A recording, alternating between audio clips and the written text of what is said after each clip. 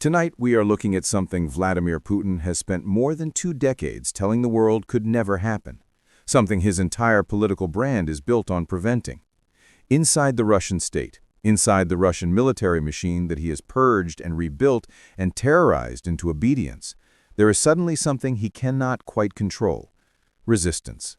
Not from the streets of Moscow, not from teenagers posting anti-war slogans on social media, but from within the ranks of the people whose job it is to carry out his war. And tonight, senior U.S. officials are describing what they're seeing as a serious red flag, not just about the war in Ukraine, but about the stability and predictability of the Russian state itself. Good evening. What we are watching right now in real time is a story that runs straight against the image Vladimir Putin has always tried to project, the image of a man whose security services know everything, whose generals fall into line, whose war machine may be brutal and clumsy, but is never disobedient. That image has taken body blow after body blow over the last 3 years. The armed mutiny by Wagner in 2023 that seized a Russian city and drove a column of mercenaries toward Moscow. The ouster of his longtime defense minister amid corruption scandals and battlefield failures. The reports of Russian soldiers being tortured or executed by their own commanders for refusing suicidal orders. And now this week, something even more politically dangerous for Putin. Respected figures from within the Russian military establishment, people who wore the uniform, commanded the troops, and benefited from the system for years, openly challenging the way this war is being fought. And by extension, the man who ordered it in Moscow. That's not just a policy debate. Under Russian law, that kind of criticism can land you in prison. It has already landed thousands of ordinary Russians in courtrooms and jail cells. But a former commander of Russia's ground forces has now given an interview in which he calmly explains that the invasion of Ukraine was built on lies, that the intelligence underpinning it was disastrously wrong, and that the military leadership pretended for months that everything was going according to plan, when in reality, the supposedly unstoppable Russian advance had collapsed. He talks about the original plan, the fabled 3-day push to Kiev, as a fantasy constructed on false polling numbers and wishful thinking. He essentially says the system lied to itself, and the soldiers paid the price. You do not say that in public in today's Russia unless you are either reckless, desperate, or you believe there is a bigger audience for your message than just the interviewer and the censor.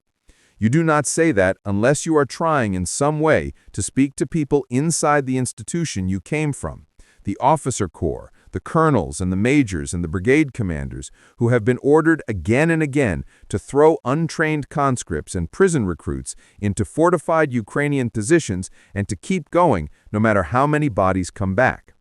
And that is what U.S. officials are staring at tonight. They are not just seeing one retired general mouthing off, they are reading it alongside months of intelligence about morale, about discipline, about the way the Russian military has been forced to keep this war going. The picture that emerges is grim. Independent investigations, and the kind that still happen outside Russia's borders, even if they're banned inside, describe Russian commanders executing or deliberately sacrificing their own soldiers when they refuse to attack. Field units holding ad hoc punishment pits where men who say no to orders are beaten, starved, or sent straight to the most dangerous parts of the front as cannon fodder. The Guardian, that is not the portrait of a confident army. That is the portrait of a leadership terrified of its own troops, propping up obedience with terror because respect and belief in the mission have long since run out. At the same time, even pro-Kremlin military analysts, the television generals, the think tankers who usually repeat the party line, have begun admitting on Russian platforms that the war is not going the way they promised. They acknowledge, often in coded language, that Ukraine's economy has not collapsed, that Western aid has not evaporated, that Russian losses are enormous, and that the country is straining to keep up the material and political cost of what the Kremlin still insists on calling a special military operation. For a regime that survives on the careful manufacturing of reality, those little cracks in the story matter. Now, lay on top of that the battlefield facts. In eastern Ukraine, the Russian military has spent nearly 2 years grinding its way toward the fortress city of Pokrovsk at stunning cost. Western assessments say Russia has lost tens of thousands of troops and thousands of armored vehicles over a relatively small stretch of ground. Ukraine insists that yes, Russia has taken some territory, but at a cost so lopsided that it amounts to bleeding its own army to achieve political talking points. Ukraine's president and his top commander have publicly argued that Russia's big offensives in 2025 failed to meet their strategic goals, and that Russian advances are coming at a catastrophic price in lives and equipment. At sea, Russia has been forced to pull much of its Black Sea fleet back toward its ports, hugging the coast and firing missiles from a distance because Ukrainian sea drones have made open water operations too dangerous. In other words, whatever Moscow says about inevitable victory, the officers on the ground and the sailors in the fleet can see with their own eyes that the war is not the great triumphant march they were promised. They are fighting, bleeding, and dying in a campaign that looks from their perspective like an endless treadmill. That's the context in which this new wave of internal resistance matters. Intelligence officials in Washington and European capitals say they have been watching for signs that the strain on the Russian military might start to show up, not just in desertions and draft dodging, but in behavior by the officer corps. Refusals to carry out especially reckless orders, attempts to slow the pace of offensives, quiet complaints up the chain about ammunition, about casualties, about the way the Russian military has been forced to keep this war going. And the picture they see now, they say, is one in which those quiet signals are becoming louder.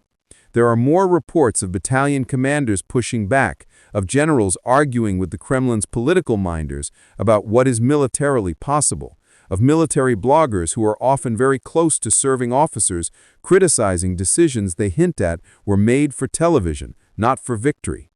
None of this means that a coup is around the corner. This is not 1917 with soldiers, Soviets, forming in the trenches and Tsarist officers being thrown into rivers. But to U.S. officials, what it does mean is that a pillar of Putin's personal power, the idea that he can command the loyalty and compliance of the people with guns, is under more pressure than at any time since the Wagner mutiny briefly seized a major Russian city and drove a column of mercenaries toward Moscow. That mutiny ended after one long day, with its leader dead in a suspicious plane crash 2 months later. But it left behind a scar. Inside the Pentagon, analysts still talk about those hours when Russia's own military units stood aside and watched as thousands of mercenaries rolled toward the capital. They remember that as the moment when, for the first time, it became plausible to imagine someone with tanks refusing to follow the script the Kremlin had written for them. Since then, Putin has tried to reassert control through purges and reshuffles. He removed his longtime defense minister, Sergei Shoigu, a man who had stood with him through the annexation of Crimea and the early stages of the war, and replaced him with a technocrat, an economist with no uniform, in an effort to tie the war machine more tightly to Russia's broader economy. He allowed corruption investigations to nibble at the edges of his own defense ministry, with a deputy minister arrested on bribery charges in what looked like both a warning shot and a distraction. He has tried to fold the remnants of Wagner into the formal state, taking over their businesses and their propaganda outlets. All of that was supposed to send a clear message. There is one commander-in-chief, one center of gravity. The days of freelance warlords are over. But here's the problem that American officials see. You can remove the individuals. You can redistribute the money. You can arrest a few scapegoats for corruption. What you cannot easily repair is the basic trust between the men giving the orders and the men expected to die carrying them.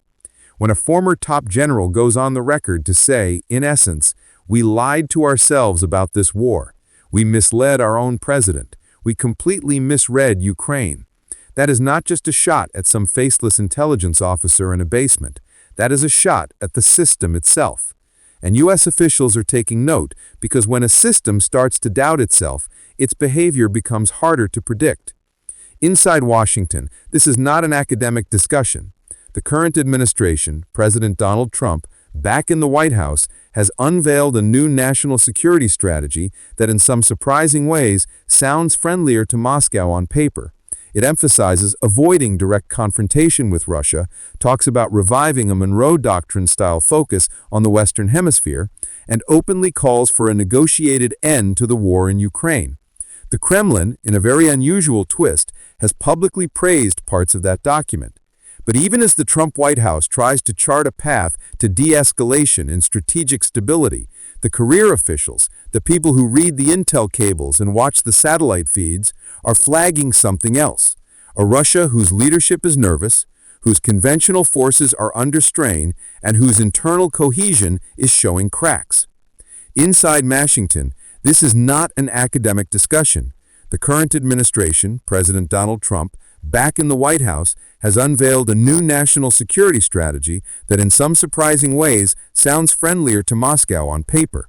It emphasizes avoiding direct confrontation with Russia, talks about reviving a Monroe Doctrine-style focus on the Western Hemisphere, and openly calls for a negotiated end to the war in Ukraine. The Kremlin, in a very unusual twist, has publicly